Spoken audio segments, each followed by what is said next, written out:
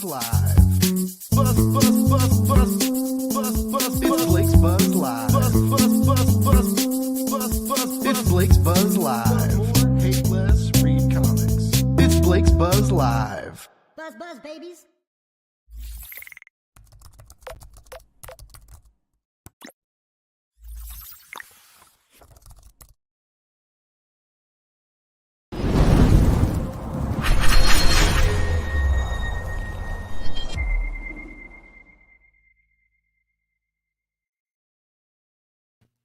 Hey, buzz, babies. It's fucking Friday, everybody. And it is not just a normal Friday. It is the Red Friday in Kansas City, Missouri. Oh my God, it's Super Bowl weekend.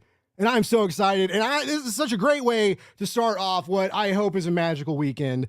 Everybody tuning in tonight. I have the most awesome guest who just keeps coming on my show. And I've gotten to know her over the years. And I just fucking love her. She's awesome. But before I bring her out here real quick, I just want to throw out a couple quick announcements.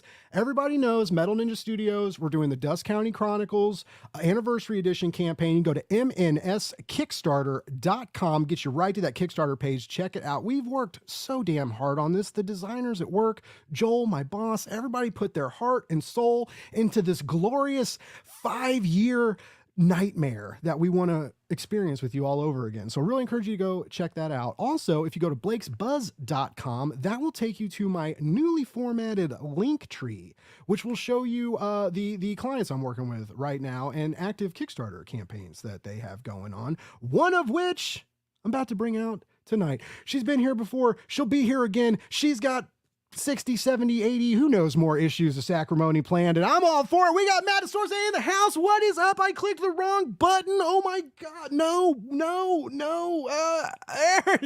I thought you were going to hit the button that ejects me into outer space, because apparently that's a button. I was going to hit this button.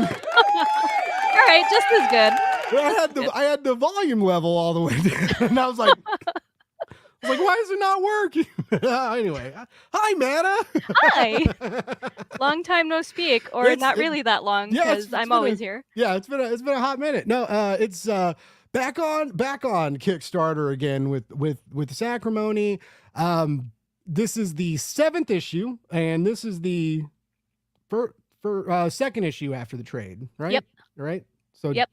So we got the trade paperback, we got 2 new issues, we got the field guide, holofoil stuff, prints. You can be in the comic. Matta's got all the good stuff. I do. That you need for this good campaign. Stuff right here. But real quick, just in case for those people living under a rock, hiding from the best fantasy fucking comic that they need. Matta, just pitch it real quick. Give us a little pitchy poo. All right, well, Sacrimony is the story of a girl named Kajad who died, but then she got better. And as with all mysterious resurrection stories, there's a catch. The catch is that she has no memory of her past, no idea why she has magical powers, or why she has demon wings that she has to hide from society. And it's mostly about her and her mom just trying to have a normal life in a city that wants her dead yet again. Yes, and it's very poignant, very, humorous, like very, Matta has a great sense of humor, but is also like dark and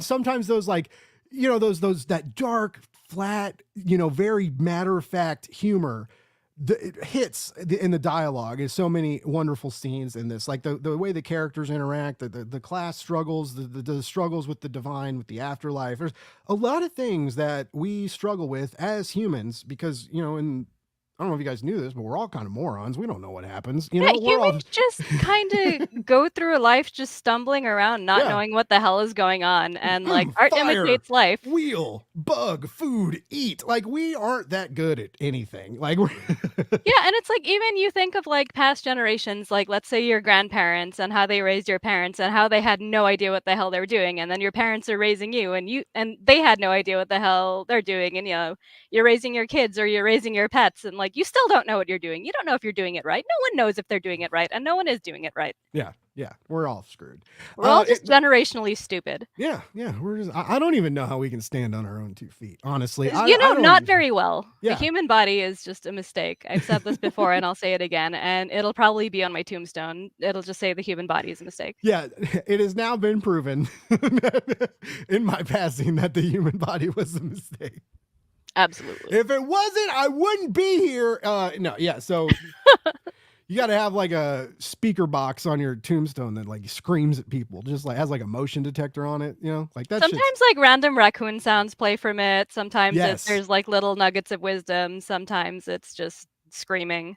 Yeah. Oh my God. That would. I want to die now. I don't. I'm ready. I want the deluxe raccoon edition of the tombstone, please. You wrap me up. The raccoon / bloody murder / somewhat wise tombstone. Yeah.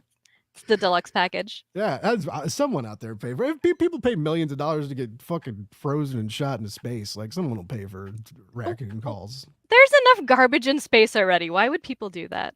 There's at least one Tesla. Yeah, like I said, enough garbage in space. Speaking of garbage in space, let's say hi to the chat. I'm just kidding. Oh my goodness. All of you. Oh my goodness. Shots fired already. I'm coming in hot. I took a nap. I'm all wired now. I took a nap and I'm still sleepy, so you can be wired for both of us. I like really needed it. I was tired. All right, what's up, Pierre? Pierre popped in early to remind us. Pierre likes to let me know when I'm late, but it's good. I need diligent listeners like that. Need to be kept in check. Mr. John Westhoff, Part-Time Comics in the house. I don't know if you guys know John. If you don't know John, you're lucky. If you do, you're also lucky. There's a real mixed I am bag blessed there. to know John. John is a great guy. I love John. He's got a awesome Kickstarter going right now for Drumsticks of Doom Volume 1. It's got a few days left. Yep. Both of you are about to wrap up. We're right? about to. We almost kind of end at the same time. Almost. Nice. That's beautiful. Where was not coordinated Matta ends, whatsoever. John begins. I hope John's wife isn't listening because this could get weird. This could get weird, but no, he's finishing first. Well, that's polite of you. I'm sorry. I mean, that's probably what I have. No, that's the story anyway, right? Not with like John specifically, just with dudes. It's like we just show up, burp, fart, come, and leave. I mean, I don't know what else do you want from us? I'm sorry. Oh my goodness. Do you want a list? I kind of do, yeah. It like I look like those the shorts on like Instagram and stuff where they're like, man, what do you want? And it's like Dragon Ball Z clips. He's like, I want to be a Super Saiyan, but like. Someone like Matta, make me a list. I need to know. I feel like it needs to be like Martin Luther with like he's like nailing the stuff on the door, like everything that everyone's ever done wrong. Was it the 99 reasons or whatever it was? It was a bitch one. Jay-Z ripped off Martin Luther. Oh my goodness, who would have known? You heard it here, folks. Wow, we're breaking news stories tonight. If you want more craziness like this, you get over to Kickstarter. You check out Sacrimony, because if you think this Jay-Z hot take was something, wait till Matta takes you on a fantasy adventure where white people still suck, and it's great. To be fair, everyone sucks in Sacrimony. That is true. Everyone's got an agenda. None of them are very loyal, or if they're loyal to the wrong things. I feel like it's before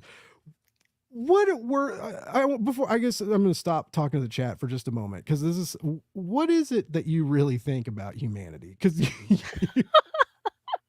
I see you interact with our mutuals and creator friends, and you're always like so supportive, and you always have everybody's back, and there's so much love in you that you freely give out and don't bat an eye. But you have this book that very much has problems. Contradicts every fiber of my being. But they're real critiques, because the world is not full of love, and the world does not give it out, easily. And So I mean, obviously the writer and the creator and the art are different, but you do have like, I don't want, an agenda is a mean word sometimes. I don't want to say like you have an agenda. You're not beating I us over have the a head with very anything. strong point of view. Yeah. It's But not necessarily an agenda. I'm not trying to convince anybody of anything, but yeah. like, when you see me as the person and I am like, encouraging people and giving them support and stuff, it's like I give the love that I would want the world to give to me, if that makes sense. It's that Yeah. whole like treat others as you want to be treated, but you realize that like a lot of the outside world doesn't give you the kind of love that you want or need. Mm-hmm. So that's kind of what goes on in Sacrimony, where it's like, the higher ups, even the gods and stuff, they're not there to love you. They're just out for themselves. They're out for their own egos. And you can see that's reflected in society today when like, you look at like the latest politicians running for office or whatever, and you can kind of like read in between the lines of what they're saying, where it's just like, you're not here for me. You're here for you. And I get that. Mm-hmm. Yeah. Yeah. They're So not even there for themselves. They're there for money. well, they're there for money for themselves, I Yeah. guess. So, in a way, yeah, it's selfish. Like a lot of the world is selfish, and I try not to be the kind of person that I hate, which is like I try not to be selfish. I try to support people when they need support, and like just trying to be something nice in the world, Yeah. in a world that itself is not particularly nice. Yeah.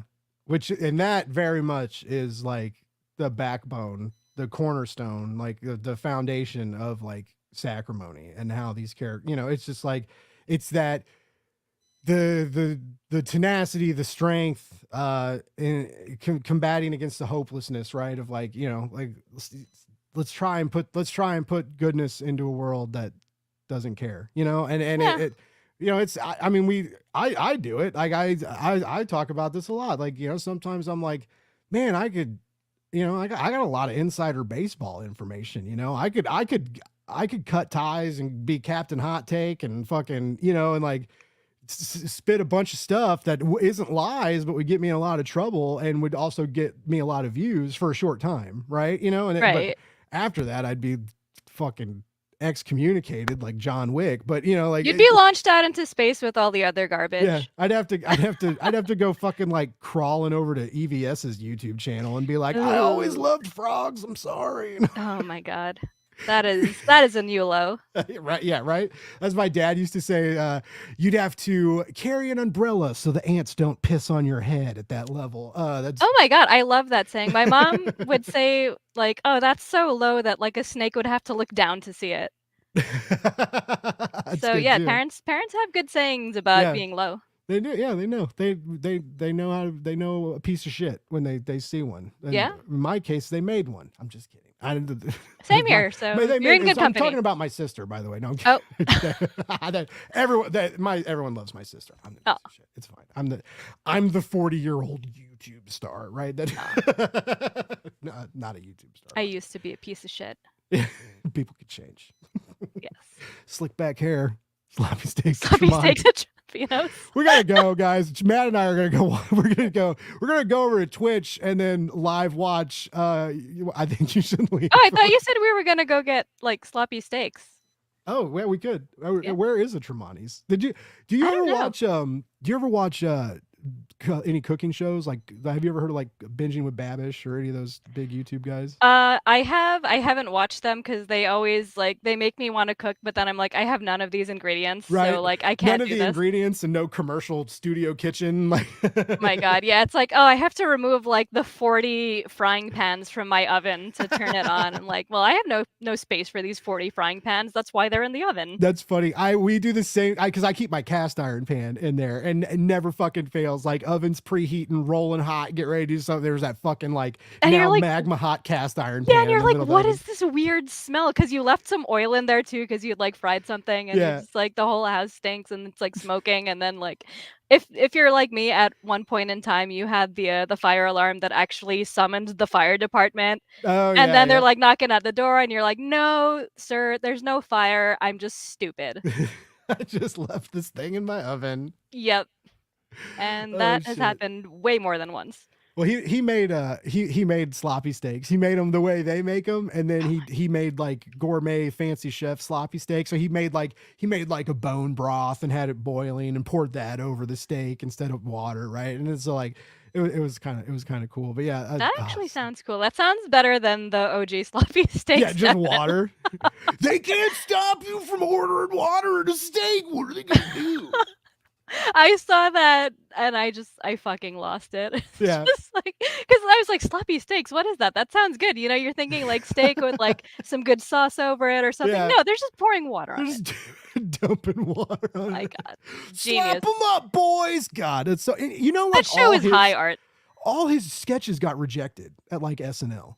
Like he never got like any real recognition when he was writing for SNL, and then he leaves and he does like 2 seasons over it, and then they did like Detroiters, they did like the sitcom. Is like he's done awesome stuff since he was just like fuck SNL. You know, that's very inspirational because actually I wanted to create like an anthology of stories that I had rejected from other anthologies, and now I want to do that even more. Yeah, because I've had a lot of things rejected from anthologies that I thought was pretty good, and it's just like they're just like, no, sorry, we don't think you're a good fit. Like some people even told me like, oh well, you know, maybe if you like get a little more well known, you could apply next year. I'm like, damn, all right. Wow, what kind of fucking anthology is this? It's Assholes, just, clearly. just like all Scott Snyder. It's just Scott Snyder wrote every piece for it. Oh my God. It's too many to name over the years. I think I had been applying since like 2017-ish, and I've like been published in one anthology so far. That's fucking absurd. Matt, I'll show you when I bring up the Kickstarter page. Matta's art's nuts, and even like when people see it, because like my family sees the promo and stuff I do sometimes, and so like some people will comment on me some people will comment on that, and people have said people are like this, like they're like, this is different than like some of the other stuff you post. I was like, it's very different. You should go fucking give Matta money. And they're like, but we don't read comics. I'm like, well, quit wasting my fucking time, family. You're not my target audience. Get out of here. Yeah, like thanks for the fake engagement, you pricks. No, fucking blood in, blood out bullshit. No. Seriously. I love my family, but they don't support me. Oh my goodness. Mine doesn't. It's okay. Yeah, they don't even know what I do. When I got into an anthology, my sister backed it. But like when my sister she was like, "Yeah, I backed it. It's your first comic. That's so cool." I was like, "Oh shit, man, that's awesome." And my mom and dad were there, and my dad was like, you know, my dad doesn't even know how to click the link and watch me on YouTube. Like he can't figure that out. And then my mom's like, well, I didn't know. And it's like the fucking guilt like swept over them because Sarah was like, well, I got, and I was like, oh my goodness. But anyway, oh yeah, we were saying hi to the chat though. We got Cole's disc journey is in the house. Anybody likes playing disc golf, you go follow him. He'll tell you what discs to buy and where to throw them. And stuff. Ronan, what's up, buddy? Happy to have you. Oh, John, dude, it's all about John tonight, I guess. Well, I'm just kidding. Oh. The new intro. Oh, you mean like the Metal Ninja one? Metal I Ninja? think. Yeah. I didn't see that one either before. I'm like, oh, that's pretty cool. Yeah. I'm so like jealous of everybody's like fancy motion graphic intros. Like I'm supposed to get. We're about to get a new. Like I'm keeping the same music, but I'm supposed to get a new. Like that the stinger level to like the whole like where that's what eventually, I mean, we're like, that's what we're working on between like making Kickstarter pages for like all these clients and all, you know, all the other shit you're doing, because it's like when you start working in comics, it's just like 8 things going on all the time and everybody's mad at you. Like, does anybody else notice that? No one told me that. No one was like, Blake, we're gonna tell you, like, when you get into the industry, like everybody's mad at you all the time. It's just like, welcome to the industry. This is late. This is late. This is wrong. This file's too big. This file type is wrong. I don't like the way you wrote this email. I don't like this JPEG is too compressed. We can't read this. Yeah. It never ends. Never ends. I don't like this font. Well, I asked you what font I should use, and you left me to my own devices. Right. It's like when you say use your discretion, what did you expect? Yeah, you get fucking papyrus. Oh dear. At least it was in Comic Sans. I almost said that, but I just recently found, like, within the last couple months, found out about the Papyrus Comic Sans like hatred and how like how like bastardized they are. And then I saw like the SNL Papyrus skit with Ryan Gosling, which They is like, had one? Oh, oh interesting. my God, it's very good. Like Ryan Gosling's like just looking at the Avatar movie poster, and he's so mad at it because he calls him out for using papyrus in the Avatar logo, Oh, goodness. and they're like, they changed it a little bit. He's like, not enough. I didn't even think about that, actually. Oh, it's if you later, all of you, if you haven't seen it, just YouTube Papyrus SNL, and it's Ryan Gosling's amazing, and like anytime Ryan's been on SNL, they've had really like leveled up stuff. So yeah, definitely worth giving a little peeper there. Oh my God, I showed John's comment twice. I'm so sorry, chat. What's up, Tate? Thanks for tuning in, dude. Wine and comics in the house. What's up, you non-wine drinking nerds? Hey, Yeah, I know who I am. I'm just kidding. It's G Fuel. Yep. It's not wine. You don't drink wine in a shaker cup, though. I may do that around Dave one day just to freak him out. Oh my God, that would be so funny. Just Like- to see like the look of sheer horror on his face. Have And him, you like, have to give me a shake it nice- too. Yeah, like he gives me like a nice glass of wine. I dump it into the shaker, dump a scoop of G Fuel in it, shake it up, chug it, and then I'm like, let's go. Who's got Jameson? Oh my God. I think Dave would have a heart attack. One day you guys are going to see me in public. I'm going to disappoint all of you. And like, not like, I won't just, I will live up to it. And in that sense, disappoint all of you. But like, I haven't partied in a while, and I've been getting it's funny because I've been like not drinking, and I've been telling people like, well, I'm not really drinking right now. Cause we even talked about getting like a bottle of something for the Super Bowl. And I was like, and we were all like, meh. And you know, like that's for Super Bowl Sunday, it's a pretty good day to drink, especially if we lose, right? And Right. But what sucks now is I mean I can roll with a hangover pretty well, but like my mornings are usually so busy. Like if I'm like slow in the morning, that fucks up my whole day. And then so now I'm like I'm just like, it's not even like I don't feel bad. It's just like it just makes my day slower and weirder, and it just hasn't really been worth it. But once you stop drinking, it's hard to start up again because you're like, is it worth being stupid the next day? yeah. Like not just stupid, but like stupid. Like with 2 O's kind of stupid. Yeah. Like sometimes you're just like, it's not worth it. Yeah. I need my brain. It's not. And you know, like I'm not, like I said, like I'll still like, you know, every now and then, but like, and I've also been thinking about how like last year, because I'm waiting to find out if I get press again for Planet. I find out at the end of the month. And last year I interviewed Maria Wolf, who's one of my favorite cover artists. And like, we would hang out at the con because she was like right in the middle of like one of the comic aisles. And so like I was always going past her, you know? And so like we'd talk and chat and I'd hang out when it was like slow. And when we sat down to like do the interview, she was like, yeah, we could do the interview now. Or she was like, we're all going out later. Like we could do like an interview at a bar or something. And I was like, nah. And I've kicked myself in the ass for that for a whole year. Like I was like a fucking cool comic book cover artist who's like friends with Daniel Warren Johnson and like parties with rock stars, like invited you out to a bar and you were like, nah, I'm just gonna go home.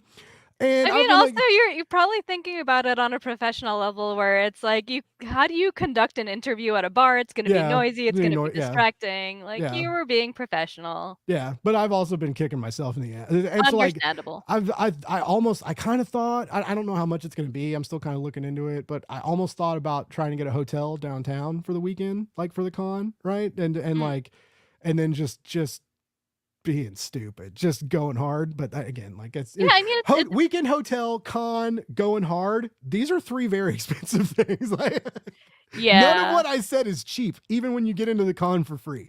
Like, so yeah, anyway. Especially like the hotels, because it's going to be a weekend too, so you're going to be paying like weekend hotel prices, and it's just. Yeah, and they know what's going on that weekend too. So like everything's going to be jacked up a little bit. And then if you want to get real close to the center, right? Then you're looking at even more money. But that's the only thing I didn't do last year. Like I didn't go out to the bars. I didn't do any after parties. I was the first day, like I was just like I was exhausted, and then like by the second day and Sunday, like my feet hurt real bad because I was there open to close all every day. Oof. And so like my feet were hurting, but I was like, you know, my feet used to hurt when I, worked in the bar too. And when you get drunk, your feet don't hurt that bad later. Yeah, because you don't feel the pain when you're drunk. Yeah. But anyway, that's in the morning. That's the only thing I just didn't. And I saw like a lot of creators like go like at these Kansas City places, like posted on like Instagram, like everybody was out at dinners and stuff. And I was like, man, I would have been. And it's not like one person invited me. It's not like everybody was like, Blake, come out with us. But, anyway. I mean, that's how it starts with the one person. And then the next year, everyone's like, oh, Blake was so fun. We got to have him again. We got to bring him over, Yeah. And then until the leaked YouTube short footage leaks or oh god, yeah, until you get banned. Yeah, check out me and Mark Wade at 2:00 in the morning. Mark's like, I told you not to put down. Oh dear. Mark's gonna be there. I'm really excited. I'm really stoked to. I haven't got to meet him ever or do anything, so like I'm so gonna bother him. Even if I'm not pressed, I'm gonna go up there and be like, hi. Yeah, like, do it. I Live like your best life. I like your stuff, Mark Wade. But anyway, yeah, I'm really excited. And it's like the 25-year anniversary, so. I wish they brought in more comic talent. They brought in more. There's a ton of Hollywood people. Like, oh of course. God. But they're bringing in like MCU people. Hambone. God damn it. What is his name? John Burger Throat. He played the Punisher. I'm bad with these things. One of my friends said he had played a great Punisher if Frank Castle had a ham bone stuck in his throat the whole time, because he's always like grunting real hard. Anyway, I love him as a Punisher. It like stuck with me. John Bernthal or whatever. He would be kind of cool to meet. What did I call him? John Burger Throat. Burger Throat. I mean, you were close. You were within the same area. Ham bone, Burger Throat, same thing, right? Hambone Burger Throat. Hambone Burger Throat. We need to write these. Yeah, we need to write these names down for something. Like, it's a good name for like a D&D character. I think. You have like an orc barbarian, and his name is like Hambone Burger Throat. Hambone and Burger Throat. Oh my God! I might need to make this a comic that you have to draw. We'll talk later. We'll talk later. Yeah, you know where to find me. But speaking of where to find you, you're on Kickstarter right now, which is what. So I am. My throat quit working. It must be the burger. The burger throat stopped. Coming down with a case of Hambone Burger Throat. Acid reflux. I got full on burger throat. All right, it's real. And it's a problem, and I deal with it every goddamn day. All right, my God. We're starting a charity, a research foundation for launching a new Burger GoFundMe. Everybody who donated to the laptop fund, please return for the hamburger throat and don't cancel me. Before we bring up the Kickstarter page, you have to finish saying hi to the chat. I've done this before. I'm good at it. I swear. Have we? No, I don't think so. Oh, wait. Yep. I keep showing people's comments twice. I'm not wearing my glasses. I brought back the B shades to be clever. I wonder if you could get like a prescription version of that. Oh, that would be amazing. I'm sure you could get them. They would just be expensive. No. Well, I don't know. I guess it would depend on the company. Like I have these like cool, like gigantic heart-shaped like prescription sunglasses that I got like custom made. They weren't too bad. They were like $90. That's sick. Yeah, I used to have regular prescription sunglasses that I got. Like I got like one pair of regular glasses and then a pair of sunglasses in like a deal. But that was like back when I had. They're like gigantic and heart shaped, and there's even like red lenses on there. It's very cool. What? That's sick. Yeah, I wish I made better use of them, but I never see the sun. Because I definitely know you can have people make prescription aviators. Like because my buddy had them for a while, and because he in high school he would wear them, and the teachers would try and they'd be like, take your sunglasses off, and he was like, I broke my glasses, these are prescription. And then he had to get a note and show he had to show the fucking teachers because they were all like, you're lying, those are I mean, they could just take off the glasses and look through them and be like, whoa, okay, these are they're fuzzy. Yeah. Logic. We were dealing with God, Matta. They don't have time for that. Clearly. It's just all tithe checks and Eucharist money over there. Oh my God. I like how earlier I was like, I'm not Captain Hot Take. Let me talk to you about the Catholic Church. Oh yeah, every hot take ever comes out now.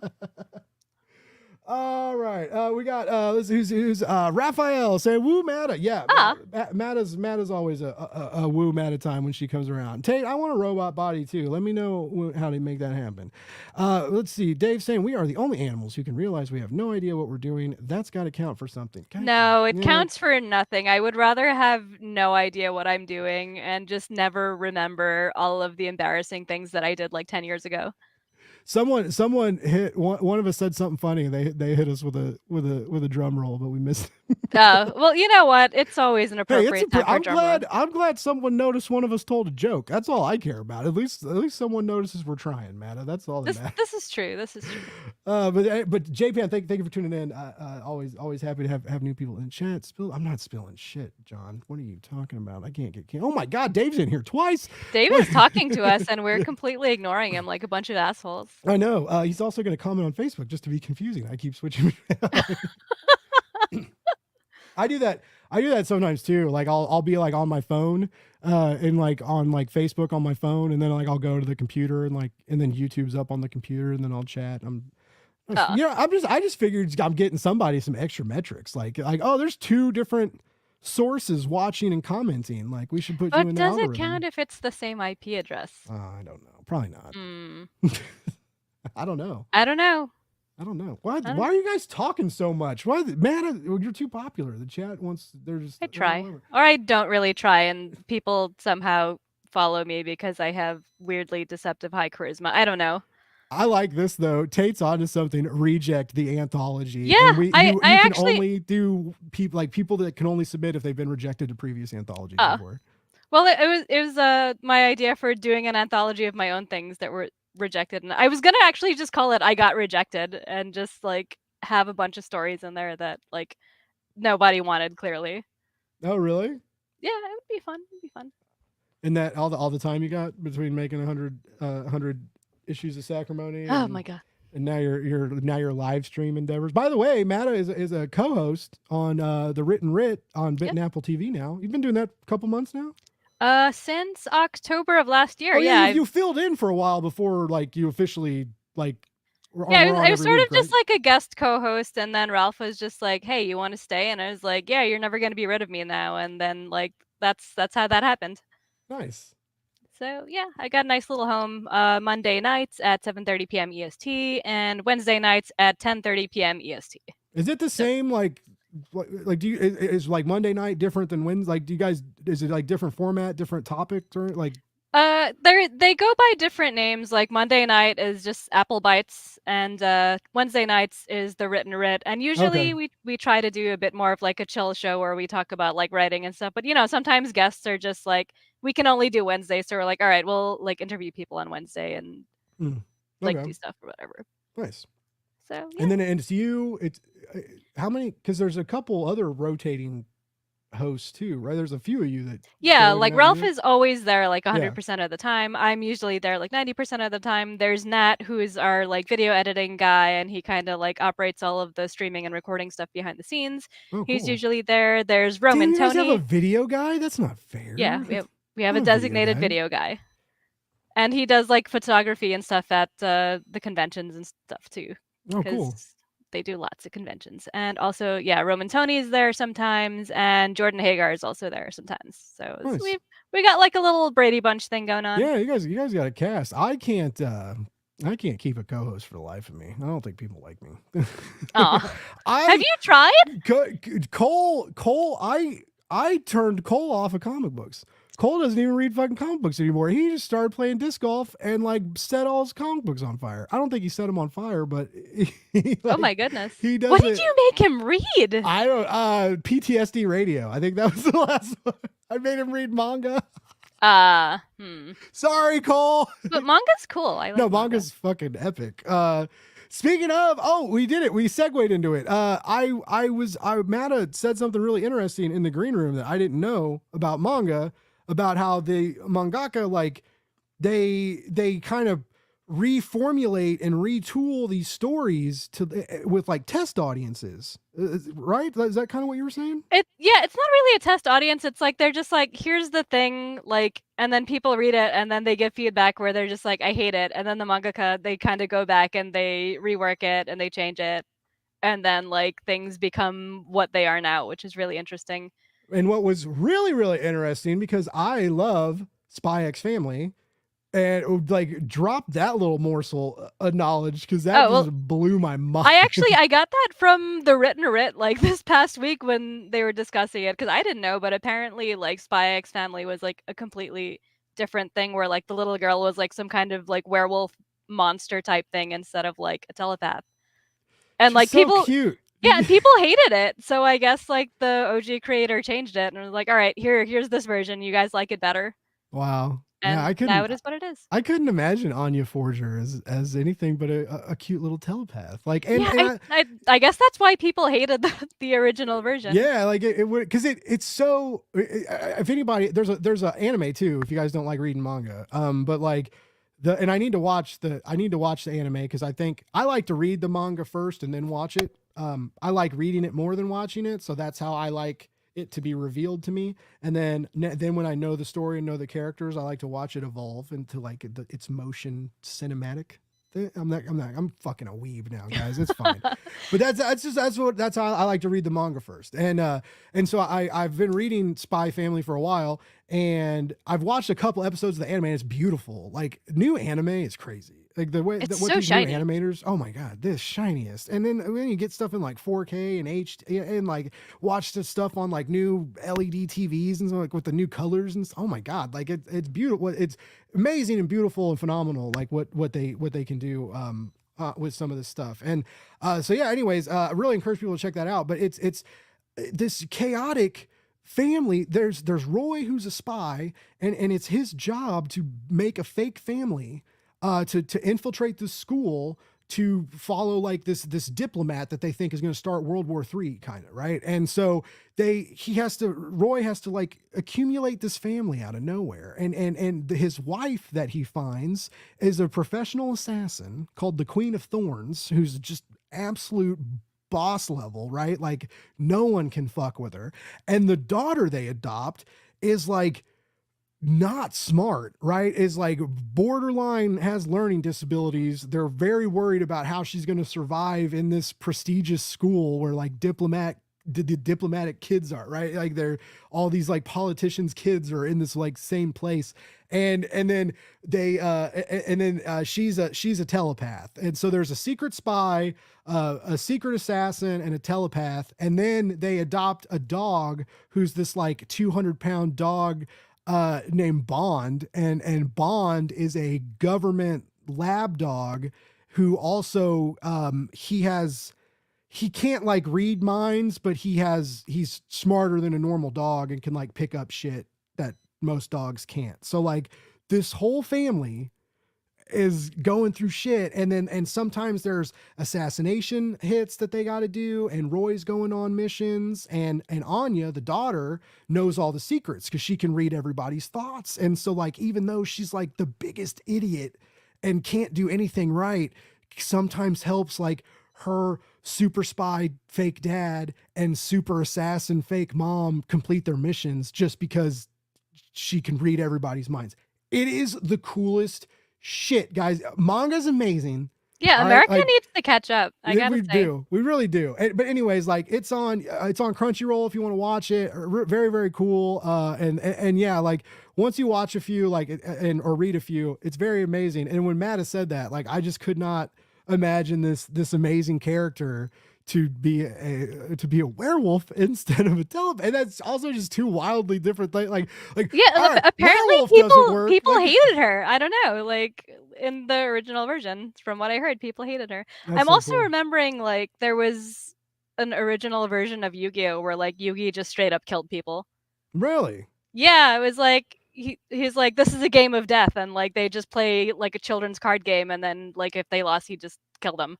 Wow, that's crazy. That's great. And folks, this is why Monday, Wednesday nights you should tune in to Bit and Apple TV's Written Writ and listen to the wonderful nerdy conversations that get they all, some that they like all have. great random information. Yeah, and a lot of funny guys, and they'll talk about like they go into like D&D and stuff sometimes, and a wide range of guests. Some do comics, some Yeah, different kinds of we had artists. like a psychic medium paranormal investigator one time, and like that was really interesting. That's great. That's cool. I would like. Yeah. I told Matt Harding was on this week, and we talked for a while. It was late night. We ended up talking about like religion and aliens and shit. And like Interesting. I guess his dad wrote this.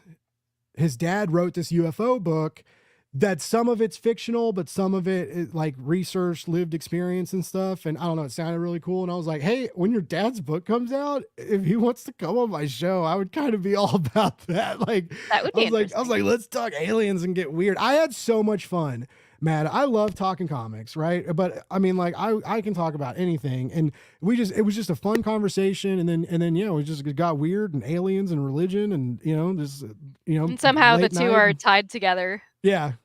Like more than you'd think, apparently. God's an alien. You guys didn't know that? Yeah. We're all aliens. I don't know. Yeah, I believe it.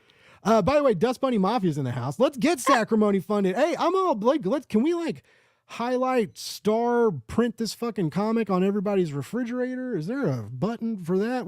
Yes, we need to get Sacrimony funded. It's like they've all gotten funded, but the last couple, and it's not just Matta. Like a lot of these Kickstarter campaigns they're getting there, but they're getting there very, very slowly, and it's very so weird. odd. It's strange. Yeah, it's like we had the strongest launch that we've ever had so far, and then it was like after the first week, it was just like complete flatline.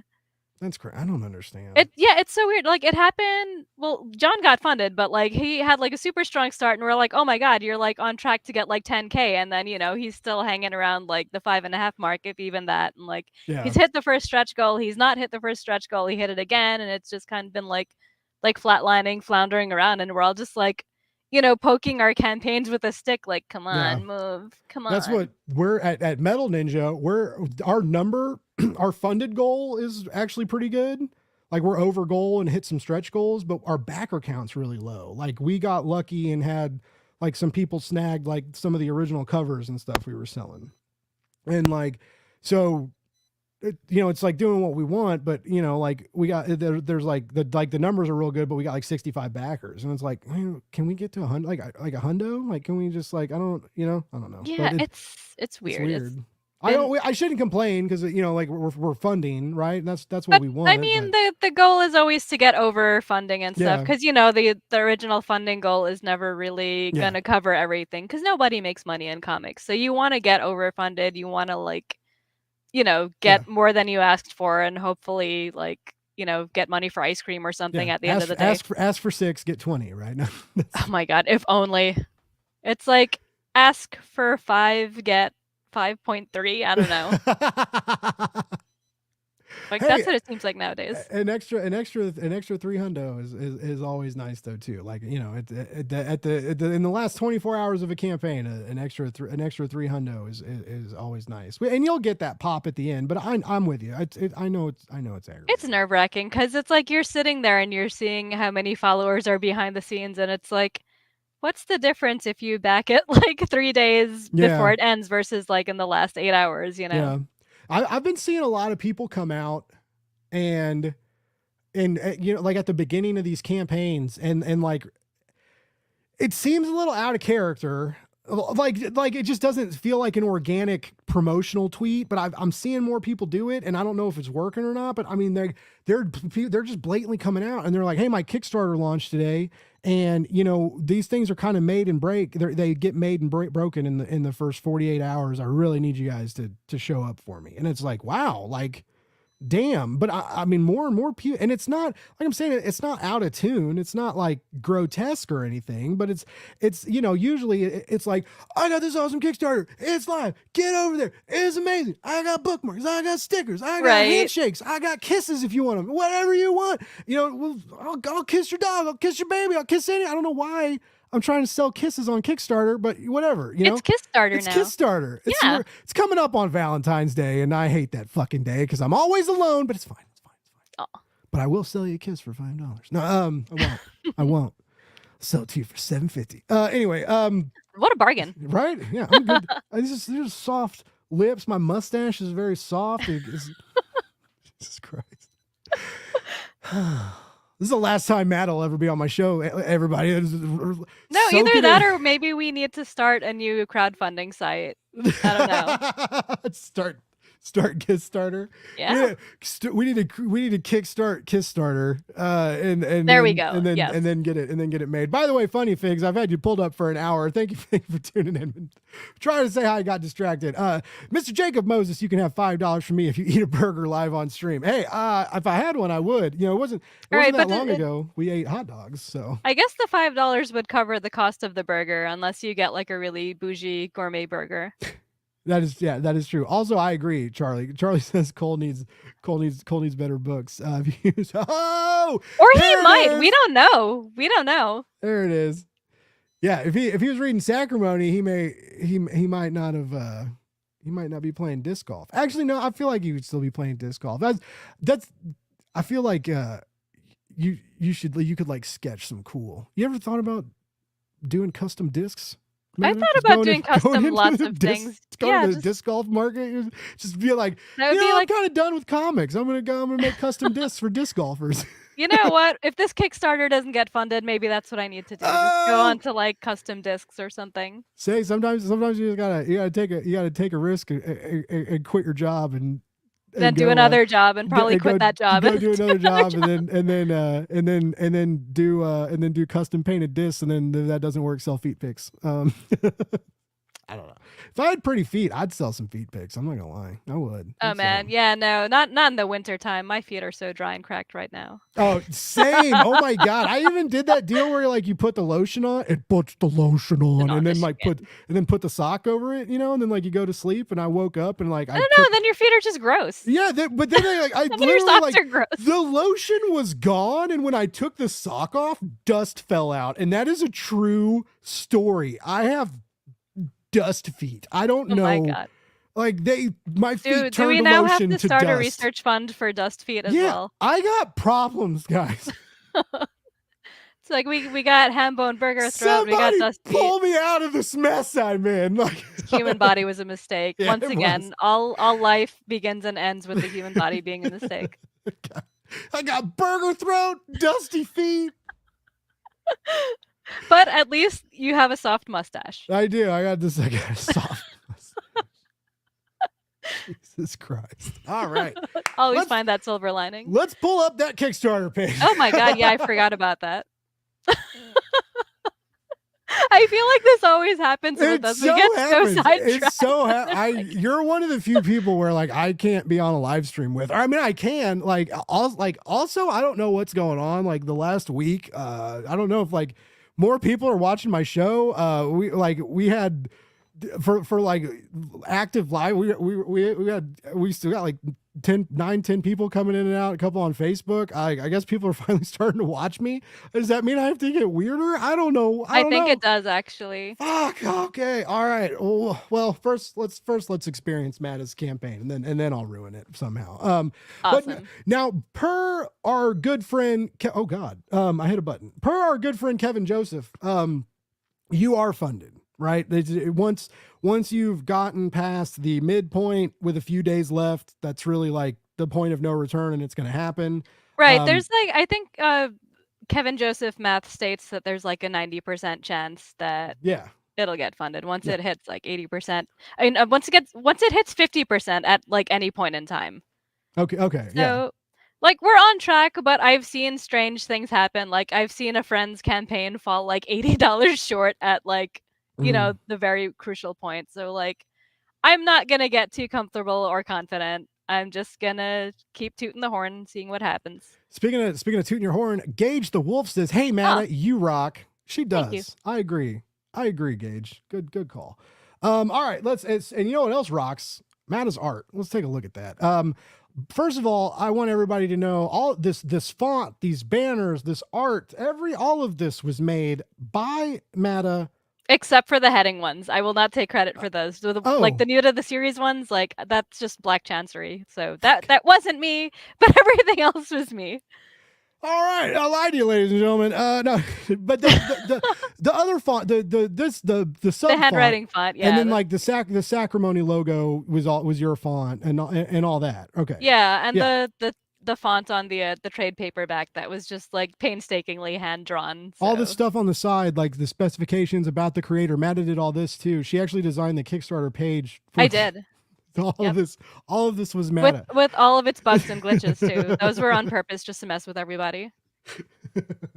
But no, I've said it before. I'll say it a million times. Like your art always blows me away. No, and then thank you. especially like the new stuff. If anybody who's following Matta, like Matta's been doing a lot of like sketch videos and stuff on Instagram and stuff, and some like a little bit of mixed media, like doing some glitter, some paint. Do you add glitter to your paint or do you buy glitter paint?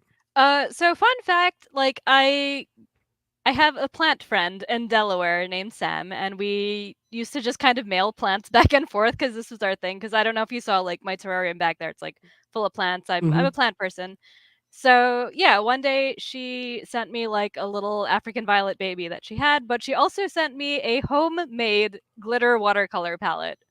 Whoa. And I was just like, this is the coolest thing ever. And then like once I started using it, I wanted to put like those glitter watercolors on like everything. Yeah. Cuz they're so concentrated and they're so cool and they're better than like the like quote unquote professional grade stuff from the store. Like I don't know what magic she put in there, but like I want it on everything. Wow.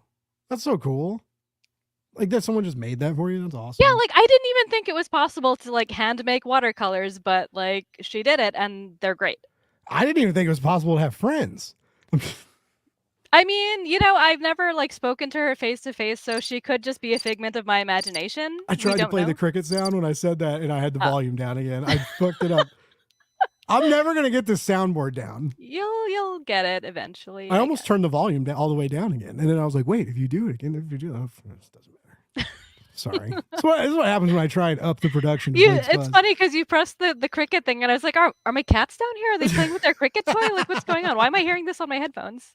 Because they have a cricket toy, and it sounds someone just keeps asking me. They're like, "Do you have a fart sound?" And I was like, "No." Do I need one? I was They're about like, to say, you need a fart sound. for what? Like, you can just make one yourself. You don't need to pay money for that. That's true. Yeah.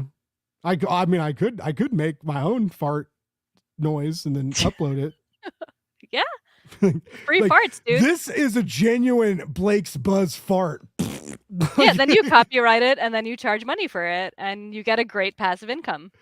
There we go. See, business 101. Yeah, Always sell your farts. I should hire Matta. Yeah, always sell your sell your faults if you can. Hell yeah, but sell your farts, sell your bath water, sell your dirty socks if you can. Dusty and socks. Sell your plasma too. Just sell everything. Any bodily fluid that you can squeeze out of you, someone will buy it. Any organs you don't need, just get rid of those for cash. If you got two of them, just go to cashfororgans.com. Come on.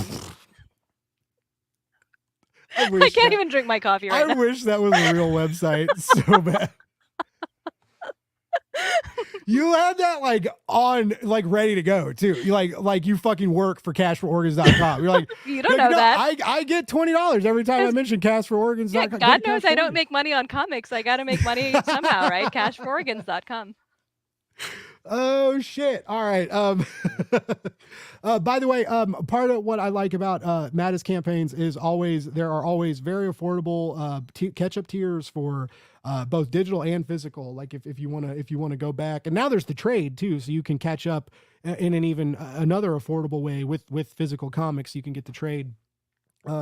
So all there's add-ons, bundles, all that stuff. And I mean, look at these covers. Like, how could you not want them? Some of these are even like foil, virgin, like great, beautiful stuff.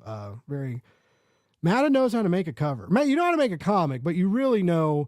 How do you find these, like what like per issue or per story moment when you make these covers? Like, how do you decide on like who looks cool? Because sometimes it's like sometimes they don't always have like the biggest moment in the issue, right? Or they're like, how do you decide on who to put on a cover? It depends on the cover, because if it's like the main standard cover, like first of all, I based it off of like tarot card imagery, so it's like issue 7 would be like the 7 of Wands.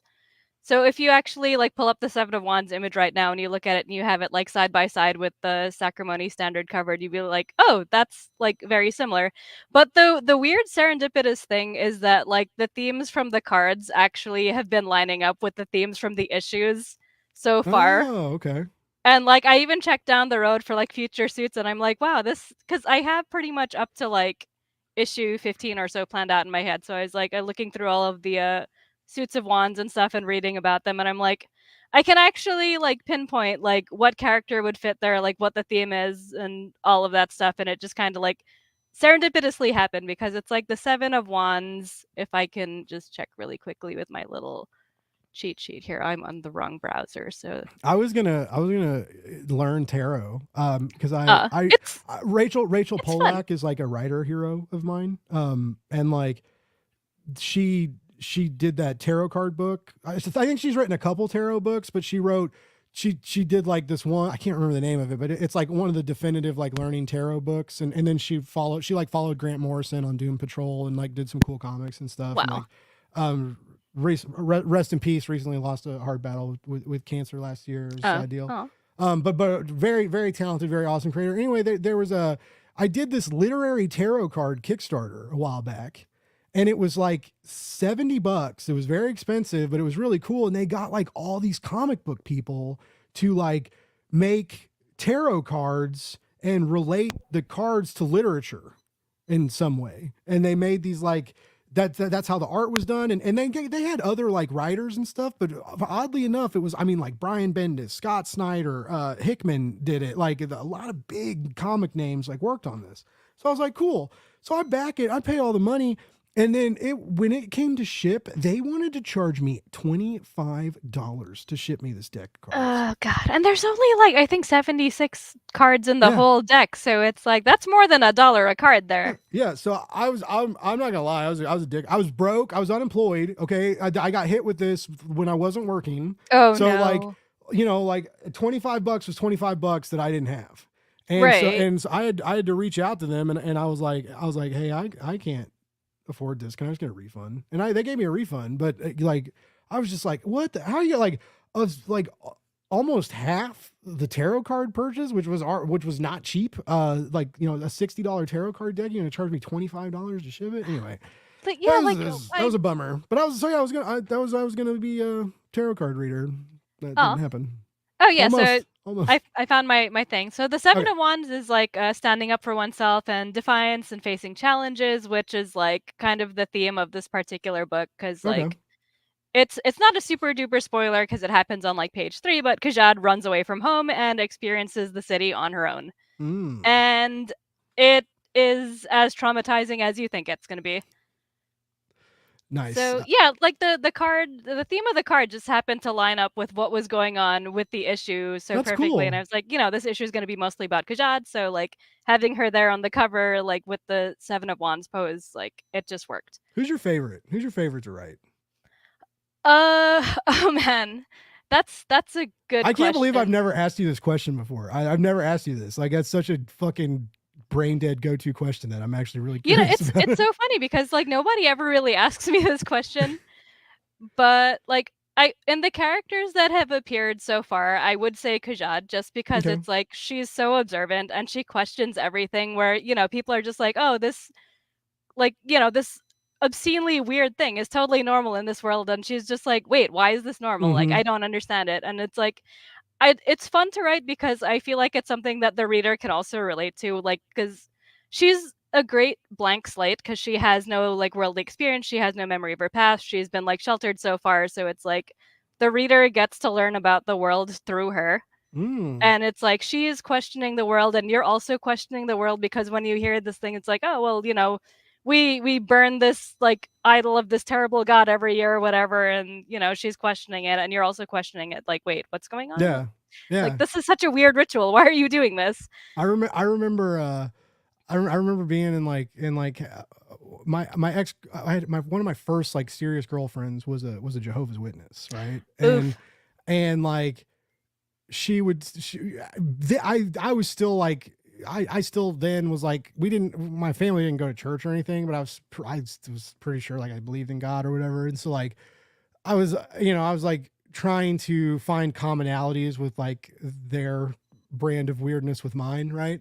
And like some of the stuff like they believe was fucking gnarly and like just crazy. Captain Hot Takes comes out again. Oh my god, it wasn't even their Captain Hot Takes, like because like they think there's like, so like in regular Christianity, regular brand Christianity, there's like 3 antichrists, and the Jehovah's Witnesses think there's like 300 or 100 or like a whole army of antichrists. Like it's just like the devil's been busy. Yeah, there's like, it's not the antichrist, it's the anti-crew. We should tell that to Dave Baxter and maybe get that in on his Armageddon. Yeah, you're Dave, free to use that if it'll help you get any money from anybody, go for it. But yeah, so I was like asking questions and stuff, and I was like, well, why don't you ever like ask these questions to like people at your church? And she goes, oh, we're not supposed to ask questions. And I was like, what? Like, neon red flag. I was like, oh my god. And I was just like, no. I was like, always ask questions. Please ask questions. So yeah, it was very, very, very weird. And that really bothered me. But I like that. I get reminded of that in Sacrimony with Kajad, because she's like, I'm always going to ask questions, even when she has no, like, even more so because she has no idea what's going on. But that, like, that distrust permeates like into different levels, like her naivety and also like her lived experiences and even like the lived experiences that she has that she like can't remember. I mean, I feel like all of it is in play at one time, or she's a very, very complex character and so entertaining to read and experience with her. Like very deep, very, very fun to, and I never know what you're going to do, what you're going to do with her, what she's going to do. But yeah, like you said, what she says, how she thinks, it goes into you, like the reader, the audience, and you go with that. You distrust the system, you distrust the society, and then like, yeah, you start distrusting your own parents too, when they start failing you, and you're just like, okay, I see how it is now. Yeah, it's very, very, very smart writing. So again, like, and if you guys really want to like the comic, and if you could be in the comic, I stopped here because I kept forget, I was like going to bring it up, but so like $100, Matta will draw you. She won't draw you doing weird shit, by the way. If you pay for this and come at her with some weird stuff, don't do that. Depends on the level, but yeah, you'll be a background character because there's you may have to PayPal an additional invoice based on level of weirdness. Yeah. There's a sliding scale that Matta will ignore morals for a certain like, this is true. I have no shame. But anyway, I'm just kidding. But well, I'm not kidding about having no shame, but but yeah, so you get a non-speaking cameo, or just a regular commission here, and then oh wait, hold on. That's for the add-ons, but like the tiers are further down. Do you have one that there is a speaking role too, there is right? a speaking role. It's been taken. Oh, it's already got. Well, yep. Sucks for you, losers. Missed out on that one. Too slow. Like it. I mean, this speaking role probably got taken like 2.5 weeks in, so people had time. Oh, nice. Was that because when we pushed it that one day, and someone picked, they picked up like a regular? Did they just pick up a regular cameo? Yeah, it was a strange thing because it was like at first it was someone who had just backed like the early bird digital tier, and then it was like I guess he had time to think it over, and then he took like a regular cameo thing, and then it was like he emailed me behind the scenes because it's someone that like I know because he backs me on Patreon also, and then he was just cool. And he started asking about the speaking role tier, and he's like, oh, this would be really cool for my wife, and then I was like, oh yeah, then go for it, and then he took that one instead. So. By the way, that's the cover A. This cover is one of the new pieces Matt has been working on. Are you gonna show? Hold on. I gotta make you big. I gotta. All right, we gotta do this because I've spent many hours on this, and I don't want it to end up in the wet barn because the original is for sale. I actually lowered the price on it recently. No, that's you, Blake. I know. Do you want to hold this? You want me to pass it to you? No. Hold on, if I bring you over here and do... There There it we is! go. Yes. So you can see the glitter on here. It's very glittery. And yeah, the original piece is for sale. I did just recently lower the price because I do want to find a good home for this. So that it does not end up in the wet barn, because I'm terrible at storing my own art and I don't give it the love that it deserves, and it would look a lot better hanging in a frame on someone's wall. Yeah, But it's so check this beautiful. out. That's insane. And yeah, there's videos of me working on this on Instagram if anybody wants to check this out. Do you use colored pencils for this? Like, what'd you use for I colors? used mostly watercolor, and then like for some of the like harder details, like on the flowers and stuff, to give them more definition, I used acrylic paints. I used like color pencil for some of the highlights. Okay. I used the glitter watercolors. I used like a did I say acrylic paint? Yeah, I used acrylic. Yeah, so it's like marker also for some of the certain parts. It's just a lot of mixed media going on. Whatever works for whatever situation. But that's so yeah, cool. I love the makeup, the paint on her eye that you did too, and the streak going down. It's so cool. It's such a mood because it looks like she's like trying to keep her shit together, but she's just crying. Yeah, And like, yeah, that's like me when I work on this comic. Just trying to keep my shit together, but I'm just crying on the inside. She's crying right now behind the art. Matt is just fucking bawling. She's like, why isn't this fun? And I hate everyone. Dude, I'm so lucky I'm wearing waterproof eyeliner right now. But yeah, it's gonna be a chrome hollow foil cover. There's also a metal version, and there's also the original. Are you doing metal? Have you done metal covers before? I always do metal. You do? I love metal. That. I'm sorry.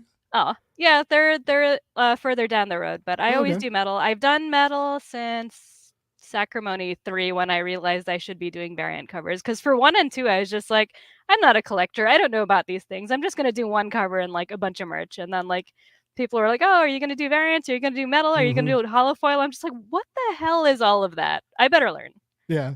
Do you sell a lot of the variants you do? I sell a lot of the chrome hollow foil ones for obvious reasons. Like They're insane. They're fucking insane. I do love the chrome hollow foil ones more than I love the metal ones, because they're just nicer to hold, and they're just like, I have one right here actually that I keep handy, but just look at this. The bird cage. I love this image so much, and I will never forget when Matta got done with this and was like posting it, and everybody is fawning over it. Everybody's like, "Oh my god, Matta, that's such a great piece." And she was like, "Fuck feathers, fuck bird cages, fuck birds. I'm done with birds." She was like, "I'm gonna buy more cats that hate birds. We all hate birds together." Oh yeah, now the kicker is my cats love watching bird videos, so there's always bird videos on TV. So I'm just always looking at birds now. But yeah, I mean, chrome hollow foil, very cool. Nice, feels nice in the hand, and like, yeah, it's a lot of this. I had the kind of like, funny spicy covers, but they were a bit hit or miss. So it's like the nun and the soldier cake from last. Yes, those were good covers though. Yeah, I still love them, but like the soldier cake was a bit miss, which was kind of sad. That's such bullshit, man. I keep wondering, like, because I tried to get Stephen Prince to do it with Monster Matador. I was like, put fucking Ramon hanging some dong, just fucking on a cover, full. Like, I mean, there was you've seen the some of the Reynolds covers we do one, at my job. Like, I showed you some stuff. Like, why not do it? I mean, right? Like, there's gotta be men that want it, right? Men that want nude men on covers, because I know this market is mostly there's a lot of gay men that love Sacrimony. I gotta say, like, they're very vocal about how much they love it. Like in my newsletters and stuff, they'll be like, "Oh my god, you draw like such hot guys." I'm like, "Oh, thank you." Like, it's a mission accomplished. But like, isn't it? Because it's kind of funny, right? That I don't see a lot of male pinup covers. That's unfortunate. My most popular one, which I didn't have an extra to send to you, but it was the one with like Felix dressed as like a bunny with the milk, the tray of milkshakes. The server? Yeah. That's a good cover. That was my most popular one, actually. Oh yeah, nice. Yeah. I would have thought the nun. I love that nun. The nun is my favorite one. That one is my favorite. It's just so, because he's also my favorrit character, because he's just so stupid. Like, he means well, but he's so stupid. And I love it. That's awesome. Everybody, what is happening? Everybody, her favorite is Blake from Child. What? There's a Blake in Child Possession Services? Yes, there is now. Is it me? Or is it just A Blake? Am I in a comic? Oh man, you haven't been paying attention to the chat, No. to the Discord. Oh, I thought. Well, no, not to the Discord, and also not to this YouTube chat. We haven't been paying attention to a lot, but it just smile, just nod and say yes. There you go. Perfect. All right, sweet. Let's see. I wish you could have. Oh, yeah. Hey, me too. That's one thing about that I've always thought was cool on Kickstarter is like if you can afford it, like you almost every campaign, like if you wanted to, you could be drawn into like every book on Kickstarter if you had the means, right? But I could. And then you could be like, I'm famous. I'm in all of these books, everybody. Like look, Mom, I did something. Still a bit. Wait, yeah, it is a beautiful cover. Man, I'm behind. Why is this so hard? Chat is hard. I also don't have my glasses on, so I have to keep being like old man squinting. Yeah. Like, what did you say? Oh, look, Katie's in the house. What's up? What's up, Katie? It's my new best friend. Yeah, they hit it off the other night. It needs way more donger. All right, you know what? I feel like it's my God-given duty to just put more dongers out there. I don't know. Gotta get more dongers. More. I mean, that's why I started them in the first place, because I was like, all right, I want to do these like funny, like spicy male pinups because nobody does them. Like, I feel like it's funny to just. The only other person I know that I've seen them, they did some for Vault, like the nude covers Vault did for like Barbaric. He was one of he was nude on one cover, but it wasn't a sexy man cover. Like he was like coming up from taking a shit. You can see the poop on the ground. And he's like pulling his pants up, and you can see like half of his swollen hog. He hasn't like pulled his pants. Very odd cover. How many of those actually sold? I don't know. I bought one. I bought all for a while I was buying all the Vault black bag covers because the first one they did was a Jen Bartel wraparound XXX cover. So I was like, and it had like full penetration. I was like, let's go. And so I called the shop and I was like, I'm a weird sick little puppy and I would like all of these covers, please. Every single one. That's what you do. But yeah, the Barbaric ones, a couple, like Tim Seeley did a couple cool ones with the witch. But yeah, the one with, I was like, the one with Barbaric was like, he's like taking a shit and you can see like half his dong. And I'm like, what? That's not sexy at all. So weird. Yeah. So maybe try that. Maybe try a doo-doo cover. No. Okay. When I said I have no shame, that's where I draw the line. No doo-doo covers. Matta goes, no. No. She's like, Vault and Tim Seeley can keep that one. Yeah, seriously. Like some that's ideas. What it takes to make it an indie comics. No, I quit. I'm going back to TJ Maxx. Screw you all. Oh, it's awesome. I'm going back to TJ Maxx. That would be you should do a fucking angry variant of like someone wearing a I'm going back to TJ Maxx t-shirt or something. God. Like just like if this doesn't get a stretch goal, I quit variant. Like this. Right. Which, speaking of stretch goals, anybody out there, I know, we're still hustling for getting funding, but as we all mentioned, everybody's pretty sure this is going to fund, right? But if it goes over a little bit, one of your stretch goals is you're going to do extra color work, right? For the issue. Yeah, because basically the bare minimum goal like now is going to just cover like a simpler coloring style than I usually do because it's like, time reasons. Basically, like I need to be able to work on this comic, but I also need to set aside time for like actual paid work because I don't get paid a lot to do this comic. So it's like, it's like how people have budgets, basically, like how a writer has a budget where it's like I have a budget only for inks or I have a budget only for like, a certain amount of color. So that's kind of what I have to do for myself now to scale things back and make room for like you other have to pay for your artist, Matta. Even though you're the artist, you have to pay for that art. You have to your time has to be paid for. I mean, a lot of people just because you're the only one doesn't mean like I live in a world where everything's free. Like, no. Thank you, because there are so many writers who kind of do digs at me where it's like, oh, well, you get your art for free. You're so lucky. And I'm like, no, because this is like, easily 20 to 30 hours out of my life per week. Writers are fucking dumb. They don't know anything. Yeah, it's not like I get to be like, okay, do the thing and like hand it off to somebody and then go and like work my day job Yeah. and then make the money to pay for the artist. Like, Yeah. no, I have to exist and I have to do my own art, and art takes time. And then you So have to, and then you have to do some freelance paid work, and then you have to yeah, you have to work with fucking John. Like, I love working with John. all John is right, great. Matta, it's a No, safe place, okay? It's. I will stand John. John is I great to work love with. John. I love John. I love he actually just bought he bought my old podcast equipment. I'm getting ready to send him like some Oh, mics and nice. audio interfaces. He hit me up and he was like I don't want to. I'm done sounding like dog shit. And which was also, it was just kind of funny because he's a music guy, so I kind of always assumed like he probably had microphones. Yeah, like and he had shit. like top tier. Well, he was a drummer, so I guess he has That's top tier true. drums and Yeah. not. I don't Like, think he like, needed he's anything. a music from guy. Well, I mean, he's a drummer. Like, he's still a music he's guy, just but he's a drummer. He's Oh my just a drummer. That's just John, the I mean, drummer over there. at least he's not a bassist, because apparently bassists get lots of hate out there. Oh I don't yeah, know. I used to be one. Yeah, like everybody's like they don't do shit. Actually, everybody, the drummers frontmen and guitars. That's like the lead guitarist. Like if you can do a solo, if you're screaming into the mic, or if you're fucking slamming on the skins, somebody out there is going to want you to slam on their skins at the end of the night. I guarantee it. Right, John. Oh, well, I'll high five you on his behalf.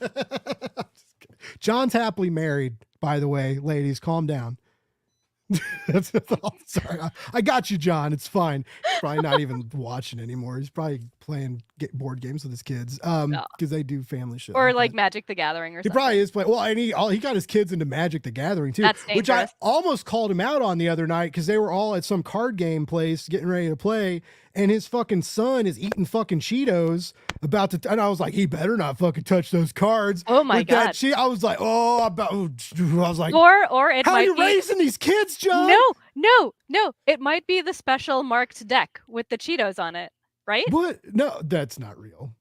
No, What? you mark your cards. Like you put like a Cheeto stain on it. Oh, it's so like you know cheating? cheating with Cheetos. That's Cheating why they with call them Cheetos. Cheetos. See? That's why Yep. my girlfriend left me. Oh. A moment of silence. Yeah, it's a moment of silence for my Cheeto induced man tits, ladies and gentlemen. Like, god damn it! If someone would have told me when I was a kid, like, you love those Cheetos now, but you're never going to be able to take your shirt off in public again. You know, I just wish someone. You know, would when told me they that. said dangerously cheesy, we just didn't know how dangerous it was. Did you ever see that Family Guy that shows like Chester Cheetah and he's all burned out and he's sitting at his coffee table and he's like dirty wife beater and his tidy whitey underwear and he pours Cheetos on the table and chops it up like Coke and snorts And he it. just He's snorts like, it. it ain't easy being cheesy. And then he collapses through the coffee table. That was one of the best.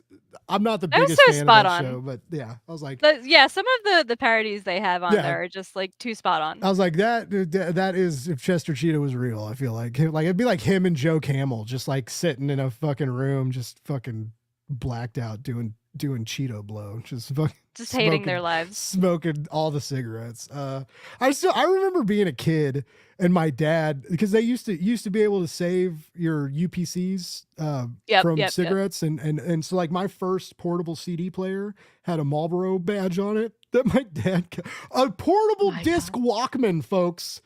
My dad smoked so many Marlboro cigarettes. He got me a fucking Walkman. So like I used to have this Walkman. It had a big Marlboro deal on the lid. I used to have like a Camel cigarettes jacket that I would wear like in grade school. We used to go play pool all the time. I had a Camel Q stick that looked like a giant cigarette. Okay, like all. You know what's really messed up?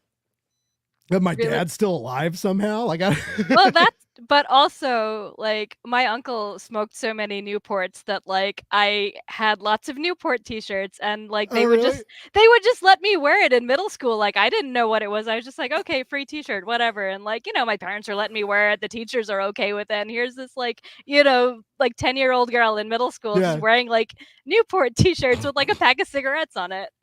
Like that should be considered child abuse. So no one ever said anything to me either, right? Like it was I'm wearing a fucking Camel Joe Camel jacket, this fucking camel smoking a cigarette, looking all cool as shit, he's wearing a jacket, I'm wearing the jacket, and him wearing a jacket, walking around just made out of the fucking lung cancer that's brewing in my dad that just hasn't come out yet, probably, right? Like just fucking just stylish on the death of my father, just like check 90s were a hell of a time. Yeah, and no one cared, but when Harry Potter came out, and also fuck that book now, but when Harry Potter came out, when I got caught reading Harry Potter wearing my Joe Camel jacket, it was like, Jesus Christ, like Jesus doesn't do magic, like that magic is the devil. No! They were like, you can't read that. Who turned water into wine? Is that not magic? I know. I was like, Jesus was the first dark magician, and they were like, get to fucking detention, you little shit. No. Oh no. But no, anyways. But yeah, it was so weird I got suspended for bleaching my hair one time, like in grade school. Like, I still don't. And then they made me dye my hair back. They were like, my dad was like, if we dye it back, will you let him back in? And they were like, yeah. And I dyed my hair back, and because it was so like bleach blonde, it turned like chrome. Green. Oh, no, it was like almost purple chrome. And they were like, well, I tried, and they let me back in with that. And I was like, somehow that's better, I guess. I don't know. Yeah. Catholics. Just like, what a weird way to be. But also like the less weird of almost all the religions. Like they're probably like the most like, there's a football game, let's not go to church. Like that was the Catholic I grew up being, right? God. Like that kind of shit. Even one of our priests, our Father Bob, like he used to fucking if the mass. I love that it's Father Bob and not like Father Robert or whatever. Yeah.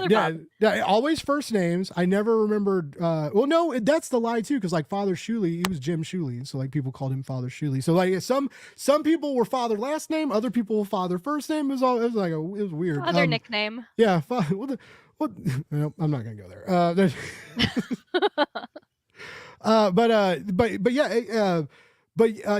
guy Father Bob, he was like a diehard Chiefs fan, and like on like the Sunday morning mass, like if the Chiefs played at noon or whatever, like that he'd be like, all right, we gotta wrap up because I'm not missing the game, and like everybody was like into it, like it was like fucking fast forward mass, and it was like bam bam bam bam bam, get the Eucharist, go home, watch the Chiefs game, like that was like church. Amazing.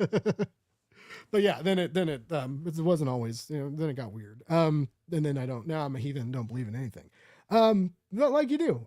Yep. Much like I guess I was about to say much like some of our characters in Sacrimony, but they are heathens, but they're kind of made to believe. You force people to meet their gods a lot of times. Like there's no you really just like put that interaction at the forefront. Does that stem from like any kind of weird religious circumstance? I feel like a lot of your characters have so much like divine interaction, right? And in like, real life is like, none of us get that. Yeah, I mean, it's because I grew up Hindu, and there was like a lot of Hindu myths about basically like, it's just the gods interacting with people, like being reborn as mortals and interacting and stuff. And like that was my experience. And like I thought that was kind of cool, but I also thought that like it was kind of messed up because like, sometimes the gods really didn't have people's best interests in mind, or like they would go about things in like a really messed up sort of way. So it was like my gods are definitely more imperfect than the Hindu gods, but it kind of stemmed from that and like, Greek mythology, Egyptian mythology and stuff like that, where like the gods just kind of ruin everything, and they're very human and they're very selfish. Yeah. Because I can't write a god that's perfect, because I don't believe that anybody who's had any life experience or any point of view or whatever can be like, unbiased and completely perfect. Yeah, it'd be impossible. Yeah, so like no matter what happens, your point of view is always going to be in whatever you do. So like even if you're like God, you still have these lived experiences. You still have like very strong biases based on, what you've been through in the past. It's like the old philosophical debate conversation about like there's no true altruism because of that, right? Like you're trying to be good, but there's a reason why you're trying to be good, right? Yeah. You're not human beings are not naturally good. You're not naturally making these choices. You're making these choices so that either people know that you're good, or because you're scared of hell, or because you're scared of the consequences. But there's no true altruism, right? Yeah, or even like you're good because you're just like, oh man, I lost my train of thought. But like, you're good just to satisfy yourself sometimes and Yeah. just be like, I did good, like I made that person feel good, blah blah Mm-hmm. blah, like stuff like that. Like there's no true like selfless version of good, or maybe there is and I just don't know about it, or I never experienced it, or whatever, who knows. Now Tate's got But it. Everyone has an agenda, and that is yeah, absolutely. very true. So yeah, that's reflected in the gods, and I wanted to have the gods actually exist in this world, because it's like otherwise it would be really easy to deny them. Hmm. Like imagine if, the characters are going through the story and they're saying all of these things about the gods or whatever, and you just never see them. I Yeah. feel like it has more impact for you to actually see the gods, and it also gives me an excuse to do some like very bitchin' character designs, because I love my gods designs. You are so good at making gods. You are the fucking like goddess of god making. You Like, haven't even seen all of them too. There's so many of them. that's crazy. That's so cool. Do you draw really cool clothes? I do. Does it ever like two questions? Have you ever thought of making actual clothes? Like, cause Yes, I you have. used It's to do very like, hard. okay, cause you used to do jewelry and jewelry design and stuff like that. I knew that. I just didn't, but yeah, I also know like that fashion shit, and like from like drawing the clothes, and like I see like cosplayers do it, and they like when they like measure stuff and they like stitch, and it's crazy. But you've drawn and designed some very like beautiful and elaborate like gowns and colors, and like with like cool like stitchings and stuff on them, like um but yeah, I mean, I could see, drawing it and stitching it are obviously two very It is. different I mean, things. I've made a few things because I do have a sewing machine and I used to sew things back in the day, but it was mostly like, those like Indian saris, like how they have the Yeah. like the fancy blouses and whatever. Like I used to make those for me and my mom sometimes, Oh, but like cool. that was the extent of it. Okay. But yeah, That's cool it's though. it's hard. Yeah. It's Yeah, very hard. it's a lot goes into it. But yeah, it's I don't a lot of people. I mean, if you look at a lot of great artists, like even like when they draw people in pretty clothes, like they don't they can draw a gown, but like I don't they don't often like texturize it like you do. Like you kind of like, especially like on your cover works and stuff, and with a lot of these with the divine people, and like the golden like embroidered stitching and edges that you put Oh, on a lot I of the live for that shit. Are yeah. you kidding me? Yeah, I it's love it because I hate negative space, so I try to fill up my negative okay. space with Okay. fancy details. Because if I have too much negative space, I'm like, "This looks incomplete. I need to put something on here." So then I'm just like, "Alright, I'm just gonna put a fancy border. I'm gonna put, like, 10,000 beads." Like, the friends on my Discord server, because I have a Sacrimony Discord server, like, the people who've been with me since probably, like, the webcomic days in, like, 2018 or whatever, like, they always make fun of me for just putting, like, 10,000 beads, like, all over everything. Like, that's just the thing I do to take up space and, like, make something look fancy. So is it easy for you, like when you're designing these clothes? Like do you ever get like hung up and sweat over it, or does it just Yes. like, oh, you do? Okay. Good. Yeah, especially for Ankiel's design, who's like, God, Uh, because like they're supposed to have like a half male side and a half female side. okay. It's very hard to do because I don't want to just go to the default of like, all right, male side, like this is armor, female side, bikini and flowers or something stupid like that. Like I want to like it's so hard to make it a cohesive outfit that's asymmetrical and has like two completely different sides, different color schemes and stuff. So like that's probably the hardest thing for me because it's not like they're not going to wear the same outfit every time you see them. So it's like Hmm. in different scenes I'm going to have to like design a different outfit for them. Like, a different scene down the road, then it's like a different outfit that's still going to have to like fit the criteria of being like, all right, well this is the male side, this is the female side, this is the color schemes, like how do I make it work?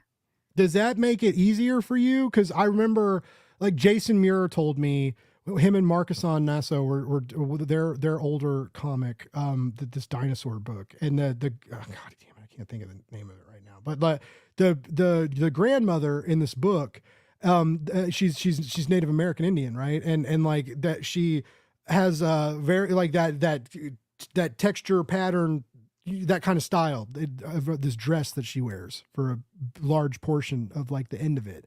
And like, and Jason talked about like how initially he loved that dress until he had to draw it again and again and again from like different points of view. And he was like, he was like, I will forever regret designing that fucking dress. Like he was like, it was the worst. So like now you have to do that obviously when you bring people into scenes, but if you give them different looks at different times, does that make it easier in a sense? Or is it about the same? It makes it harder actually, because it's like, all right, I've committed, like the issue 3 outfit, like I've committed it to memory, but then I have to draw them in a different outfit and like, issue like 10 or 9 or whatever. And then it's like, but I still remember the issue 3 outfit in my head, but now I have to like memorize this new design. And I do make references for myself, but I'm also so bad at checking my own references that I'll be so certain, like, oh yeah, this necklace is shaped like this, or blah, blah, blah, this crown is shaped like that. And then it's like, I go back and it's like, I look at the first page that I drew from that scene and I look at like the most recent page and it's like, oh no, that crown's completely different. What was I doing? So it's a fun challenge. Like the other day you said you love to make stuff like harder on yourself. Like the cover you did for Will Allred, you did some like you did like some crazy lettering. I did hand painted lettering. Like that was all paint. Oh man, I wish I had the cover handy so I could pull it up. I'll show it on Monday when he's on the show. I'll have it handy. Nice. I'm supposed to mail it to him too, and I didn't seal it yet to make it like waterproof. So I'll mail it to him eventually. Like, but for now, I'll wave it around on Monday when he's on the show. But yeah, like I like doing different things. I like challenging myself. Otherwise, if I coast, I get bored and I feel like I'm not doing anything. Like I always want to feel like I'm learning something from what I'm doing.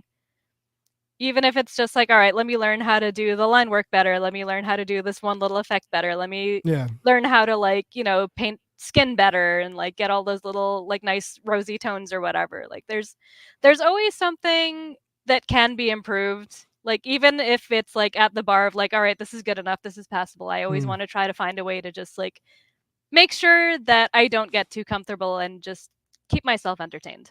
Nice. And that's honestly, everybody, that's why you should support Matta. Like it really, when I first got to know her, when she talked about like how this kind of all started, like she taught herself to draw, she taught herself to letter, she taught herself a lot of these design and comic making elements. And she self-taught, and the new art that she's been making, like the new cover that she just showed. And like, she's really making some beautiful new pieces. Like if you go to her like Instagram and look at some of the new sketch work and stuff she's done, like really impressive. Everybody I know that has seen your art always says it's impressive, and it's and then once they get an eye for your art, you're so easy to pick out. You have like a very distinctive voice in your style, right? So like when you do, I know you're starting to do a cover here and there for like some Kickstarter and indie folk, and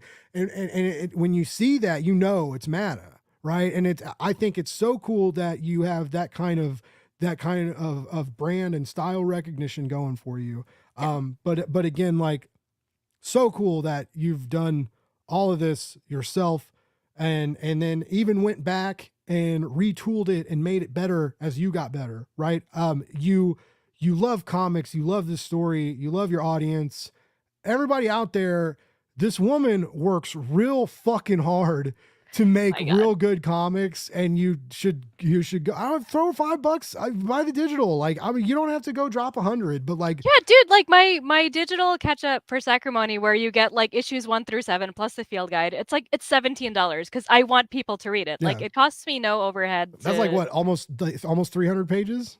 That field guide's huge. Yeah, the field guide itself. Big boy. The field guide is 50 pages. The trade paperback is like 184 pages. The issue 6 is 30 pages. Issue 7 is 30 pages. You're getting like 300 pages of stuff for like $17 because I want people to read this, because it's like I fly like so far under people's radar that like I don't want to give people a reason not to check out the story. Like if they see it, like, if they're like, oh, well, it's like $30 for the PDFs. Like, no, it's $17. You get a lot of stuff. You get to experience the whole story.